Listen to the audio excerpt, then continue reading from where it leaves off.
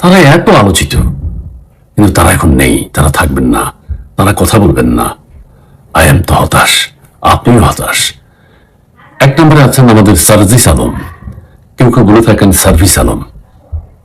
আরেকজন হচ্ছেন ডারভি নাসিরউদ্দিন পাটোয়ারি।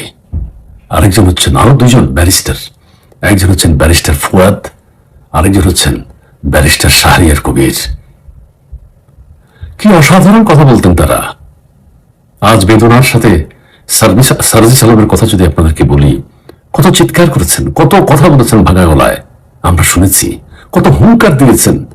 শেষ মুহূর্তে তিনি পবিত্র উমরাহ পালন করে এসেছেন, কিন্তু কোনো কিছুতেই কাজ হয়নি।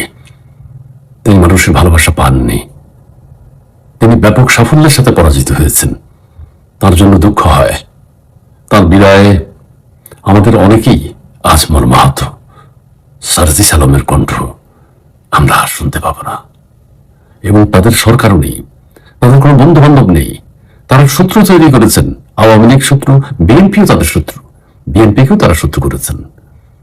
এবার যদি আছে নাসিরউদ্দিন পাটোয়ারি, ডারবি সাহেবের কথা, আহা কি হুঙ্কার, কি মানে ধরাকে সরা জ্ঞান করা, অসাধারণ। মানে এই পৃথিবীতে মনে হয় তিনি ছাড়া আর কেউ নেই, আর কেউ থাকতে পারবে না। ঢাকা ৮ আসনে তিনি নির্বাচন করেছেন, সাফল্যের সাথে পরাজিত হয়েছেন। তার হুঙ্কার, তার চিৎকার সারা ঢাকা শহর কেঁপেছে। আজ তিনি বাকরুদ্ধ, তিনি স্তব্ধ হয়ে গেছেন। আওয়ামী লীগ, ছাত্রলীগ তার শত্রু, ঠিক আছে। আবার এখন শত্রু বিএনপি। বিএনপির কাউকে ছেড়ে কথা বলেননি। কত মানে কত উদ্দীপনা দেখিয়েছেন, কত হুঙ্কার দিয়েছেন, সেসব হুঙ্কার এখন স্তব্ধ হয়ে গেছে। মির্জা আব্বাসের মতো মানুষকে নানান কথা বলে উত্তক্ত করেছেন। এলাকাবাসী উত্তক্ত হয়েছে তার হুঙ্কারের কাছে। তিনি বলেছেন, আমি যদি নাও জিতি, তাও মির্জা আব্বাসের এই আসন আমি তছনছ করে ছাড়বো, মির্জা আব্বাসকে খেয়ে ছাড়বো। সে ডারবি নাসিরউদ্দিন পাটোয়ারি আজ প্রয়াত, তার কথা আমরা শুনবো না। দুঃখ। ব্যারিস্টার ফুয়াদ কি না বলেছেন, কি না করেছেন আওয়ামী লীগের বিরুদ্ধে, বিএনপির বিরুদ্ধে, তারেক রহমানের বিরুদ্ধে। কোন কথাটা বাকি রেখেছেন? কিছুই বাকি রাখেন নাই।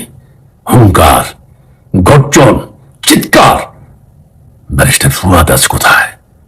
তাকে খুঁজছে বিএনপি, খুঁজছে আওয়ামী লীগ, খুঁজছে সাধারণ মানুষ, খুঁজছে তার কথা শোনার জন্য। কিন্তু তিনি তো আর কথা বলবেন না। তিনি বাকরুদ্ধ, তিনি স্তব্ধ হয়ে গেছেন।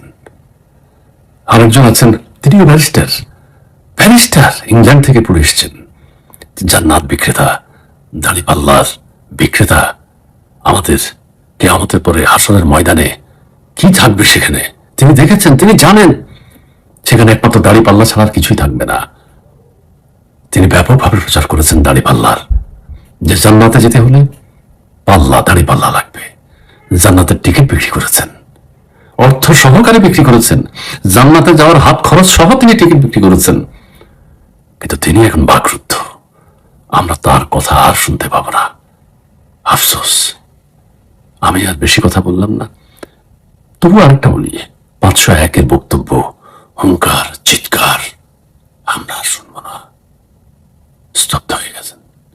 আরো অনেকে আছে, ধীরে ধীরে আপনাদেরকে জানাবো। আরো অনেকের ভাষা স্তব্ধ হয়ে গেছে। বনি আমিন, জ্যাকব